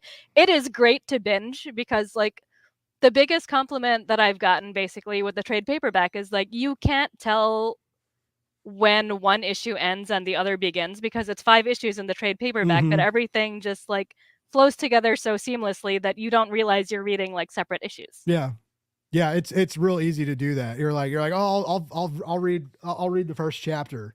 And then you're like, wait, I'm halfway through this. I'm halfway through this Bad Mammer Jammer. But no, and also good. It's easy to read. It's easy to pick up and read. I don't believe in like doing weird, flowery, metaphorical language. I believe in having the characters talk like normal people and communicate like normal people in a way that normal people can understand. Because like that's who they are. We're not like talking about scholars or philosophers or whatever, having debates or whatever. It's just normal people trying to get by, doing the best they can. Yeah.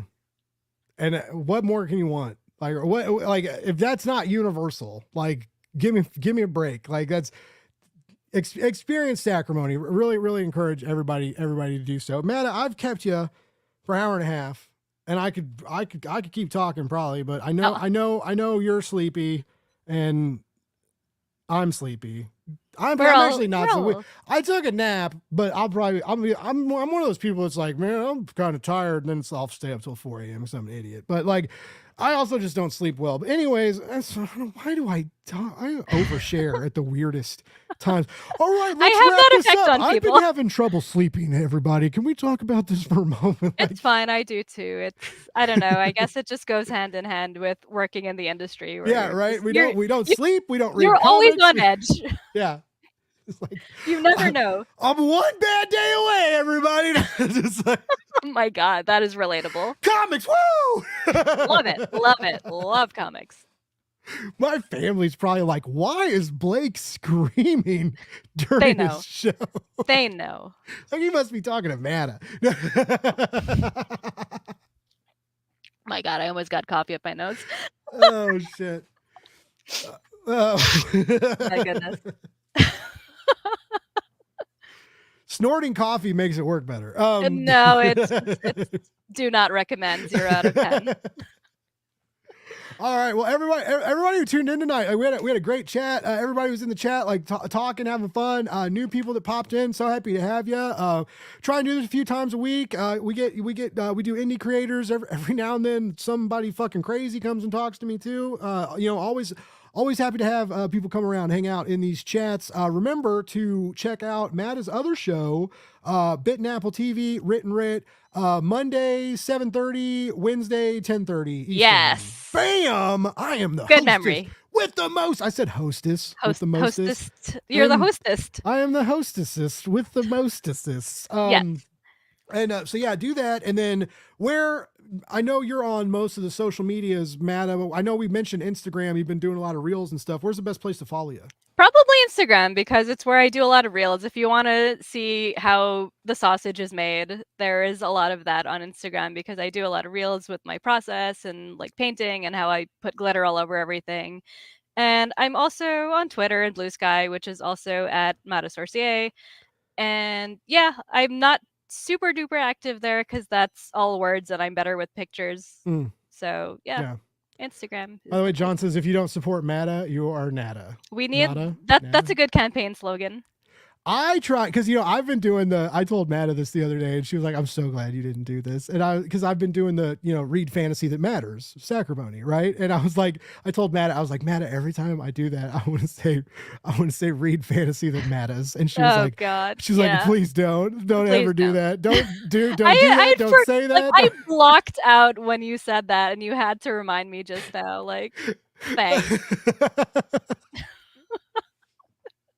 And then I almost did it. And then I was like, no, don't make your clients mad. I mean, I wouldn't be mad. I just roll my eyes and like go about my day. And then you get real mad if like someone backs after that. Be like, son of a bitch. No, you know what? No, we've talked about this. I have no shame. So if someone backed because of that, then it's just like, know what? Just keep going. Then we're making fantasy that Matta's t-shirts, coasters, hats, mugs, everything going hard on cigarette trays, whatever. Like Joe Camel jackets, just all over. Disc golf thing. Disc golf stuff. What throwing they're circles. Just discs, right? Yes, throwing circles. Perfect. As long as you don't call them frisbees, everything will be fine. The sports discs. The sports discs. What's up, Mary? Mary says art's beautiful, just so visually rich and stunning. I've been so hyped waiting for it. Hell yeah, that's awesome, Mary. Mary does stuff for Addict Door Media. I know they're cool, little indie publisher. They are about to do their new Superhero Incident Reports 3, I think, is about to come back on Kickstarter as a really cool, like, superhero book where, like, everybody's kind of getting powers and the world has to learn how to deal with it. And it's just a little bit... That sounds very overwhelming. It's very real, right? And it feels like there's one scene that was really good where, like, this dad is like watching his baby and the baby starts fucking flying and the baby won't get down from like the ceiling fan. Oh and my dad's God. like, what the fuck do I do? And so, like, I wouldn't even know what to do. Yeah, well, he calls basically like 911 and they connect him to a service, and like they basically send like a social worker out that also has but anyway, so they have all these systems in place to better organize the world for this like ongoing mutation. But just like in other there's good people, there's bad people, there's people that just don't care, but there's people trying to rob banks to get money, be villains, and then there's these task force.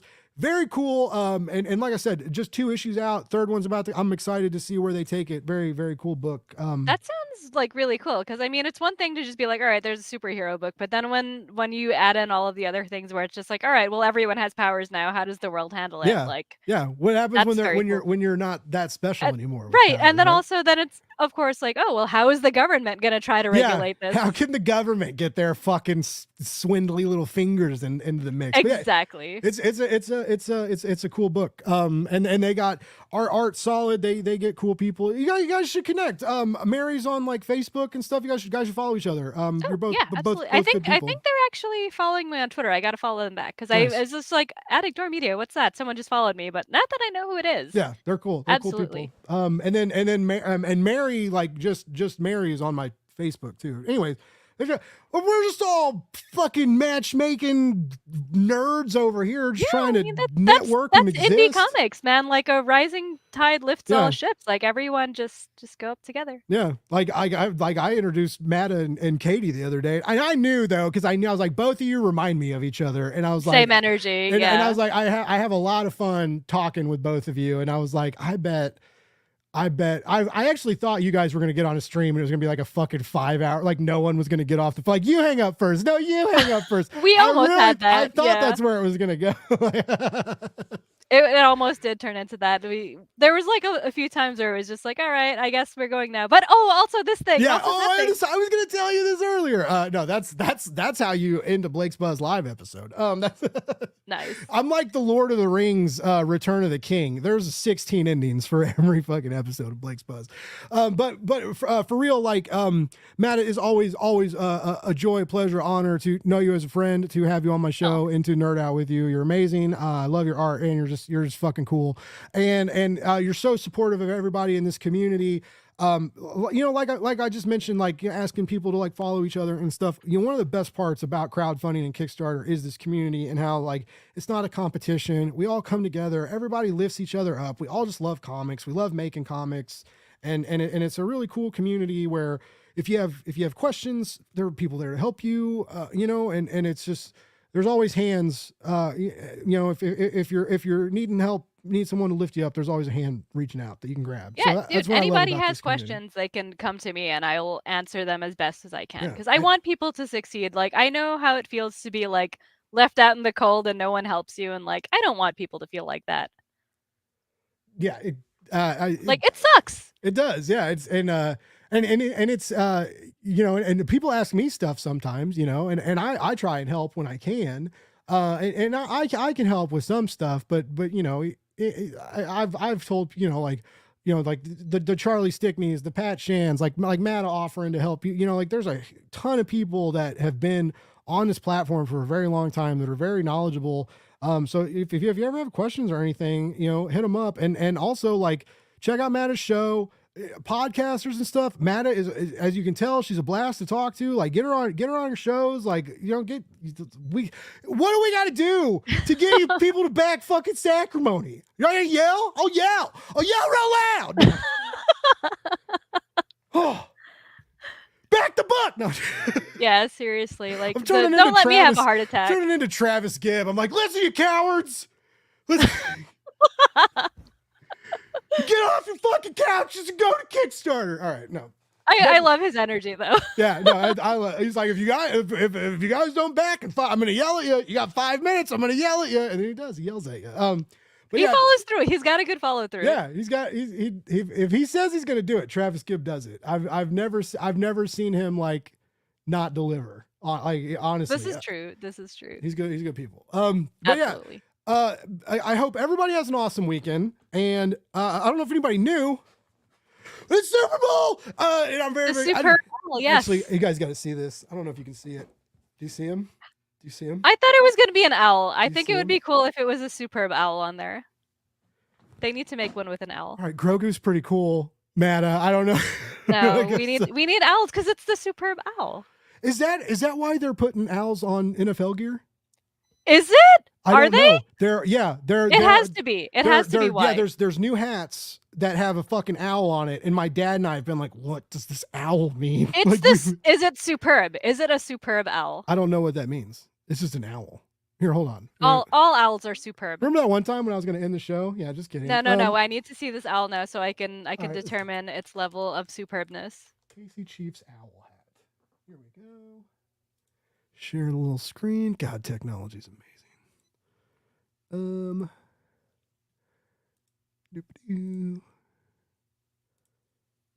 That. It's kind of a mid owl. I don't know. It's kind of a mid owl. That owl ain't shit. That's not a Super Bowl owl. That's not a superb owl. That's a pretty half-assed owl, actually. All right. Well, I don't. Why is this $88? What fucking website is this? I'm not. Is the owl like gold plated? Like. Yeah. Does it tell you? Does it tell you I love you at night? Yeah. Does it hold you while you cry? Does it? Doesn't look big enough. No. Yeah, $88. No, that's a ripoff. No, thank you. No, thank you, owl. I don't need a fucking owl that It's bad. not even that good. No. It's not even a superb owl. No, that is not an $88 owl. God, get that out of my much face. I'm insulted now. Like, I can't believe you made me wait around 3 minutes for that weak ass owl bullshit, Blake. Get that weak shit out of my face. Fuck. All right. I'm really sorry to ruin everybody's night with that weak ass owl shit. I'll try and do better. Also, if anybody knows what that fucking owl's about, please let me. Like, my dad and I would love to know. I haven't Googled that hard, but I did Google why is there an owl on a Chiefs hat, and it didn't tell me anything. It was probably part of the joke, but that was just a terrible owl. Like, no. It's the worst owl. That's the worst owl I've ever seen. That Like, is -1 out of 10. That is a pigeon in a fucking Halloween costume. That is not even an owl. That is some weak ass bird. $88? Like, really? Yeah. The only bird of prey there is there. Nope. I was gonna try and make a wallet joke, but that just isn't happening. I wanted to make a connection to vultures or something, but my brain wasn't braining because you said bird of prey and preying on people's money. Yeah, that's what I was like. I was like preying, money, wallets, bird. We had the idea, but the brain. There was a joke circling, folks. Something was supposed to happen. Just fill in the blanks, everybody. Yeah. Just breathe it in, experience it in new ways. All right, yeah, everybody have an awesome weekend. Please go check out Sacrimony. It's only got 3 days left. Follow Matta everywhere. Matta is also, they got a show Monday night. Our good friend Will Allred's going to be on there talking about Crossover Division. That's going to be fun because Will is the reason I started talking on podcasts in the first place, and Same. I haven't shut up since. So it'll be great to bring it full circle and have him on my show now. Him and Kevin are why I started live streaming. I stole their format. Like, I was podcasting before, but then I was like, oh, live streaming is kind of dope. And then they I miss them. They don't do it anymore. But yeah. Yeah, anyways, I used to co-host and fill in for Kevin. I know. Which was always fun. I used to tune in on Friday nights and spend money I didn't have. Because like there'd be all these Kickstarter campaigns, and I'd be like, I'll back that. Yeah, we all met through Explain Yourself, pretty much. I thought so. I was pretty sure. Yeah. Because it was all hanging out in the chats. Like I said, we got a really cool community. and always happy to bring more people in and have more people be a part of it. So on that note, everybody have a great weekend. Matta, I know you've been having the sniffles and been under the weather. I really, really hope you feel better. I hope you don't have that like secret creeper COVID that comes seriously. back positive after a negative test. I don't know. Our good friend Like, Kevin Joseph, I feel like and I hate the nose swab part of it because it's just like I sneeze for like 30 minutes after that. I always feel like I don't put it up far enough, and then I feel like sometimes I put it up too far. Like and then you're just like, oh, that's probably my eye. Yeah, like, oh, that's my brain, and then you're like having a seizure on your kitchen floor, and you're like, you know, it's like I'm only supposed to swab this 10 times, but I think I did more. Well, did you ever get tested like? And when you had to like drive up to a center and like a nurse came out and luckily not. Fucking dude, they tickled the back of your skull, Matta. Yeah, that was like that fucking like ancient Egyptian coat hanger up the nose, pulling your brain out. Put it in a jar and and then they decide if you have COVID I was like, after that. Fuck that. Just let COVID kill me. I don't even care. Like don't tickle my brain. I don't like it. But yeah, one of my best friends, he had gotten the test done when it was like in its super early stages, and like, you know, they put the swab way up there, and like his nose was bleeding for like a week straight. Oh shit. Not fun. Yeah. Good old COVID quarantine days. I hope it's over. Yeah, like here's hoping it's just a weird cold and I'll be over it in a couple of days. Yeah, I thought you were saying like I'm glad COVID's over, and I was like, no, it's a way of life now. We live with COVID now. It's our new neighbor. You should do a Sacrimony like COVID .2 joke or something. Oh my God, there is a god of plagues. Maybe I can work that in there somewhere. Call him like COVID. Rename him. Just redo your whole book to make this really lame joke that I just came up with on the fly. Awesome. All right. Sacrimony 3.0 is happening, guys. Yes. You don't have to put my name in it anywhere. I'll just know that I get credit for it in my heart. But everybody, again, how many times am I going to tell you all to have an awesome weekend? I'm not doing it again. I hope you don't have an awesome weekend. I hope I just hope you have a normal weekend. I hope all you 49ers fans. I hope your weekend is as disappointing as that owl. Nice. Yeah. And as disappointing as a 49ers fan's future. Let's go that. We're playing the 49ers this weekend, man. I don't know if you knew. The sports ball is happening. That's all I know. Yeah, there's gonna be wrestling. Taylor Swift's gonna be there. It's gonna be amazing. It's gonna be. I'm just really stoked. I love watching the game. I love that the Chiefs are in it, but like we're getting these really good chicken wings from this new local place. We're making sliders, and just like it's gonna be nice. That sounds like a fun time. Nice day, bunch of food, and I'm not and screaming at the TV. Yeah, and lots of screaming, maybe crying, because last year when the last 2 times we've won, my dad started crying and then I started crying. Because the last time my dad he was like. I think I was gonna be alive for this. No, and then I was like, and then they were all just fucking crying. Like, oh my God. Yeah. Bunch of fucking cheesy people over here. Loving our sports balls. But yeah, everybody I'm not saying have a good weekend. I want to go play Helldivers 2, and Matta wants to go drink tea and go to sleep, even though she's been drinking coffee for an hour and a half. I don't know how that's fine. It's decaf. Oh, nice. All right. Well, Matta, unless you have anything else to add, I'm going to play the music and set you free. I got nothing. I got nothing either. We'll see y'all next week. I think I got people next week. I don't know if I have anybody live next week. I may just have pre-recorded stuff next week. Well, if you don't have anything live next week, send them my way. I'm going to be live next week and the week after that and the week after that. So. And then it never stops now. It never stops. And then when you get tired and then you take a break and then you miss it and then it fucks with you all over again. And then you come back and then you do even more and more and more and then you burn yourself out. It's a vicious cycle. It is terrible. Yeah, it is just abusive. It's crazy. Yeah, the things we do for comics and for our wonderful listeners. Really, I do appreciate all of you out there. And I guess, the only thing else, I kind of hate not having my glasses on. This is weird. The only thing else that I have left to say is go Chiefs, baby!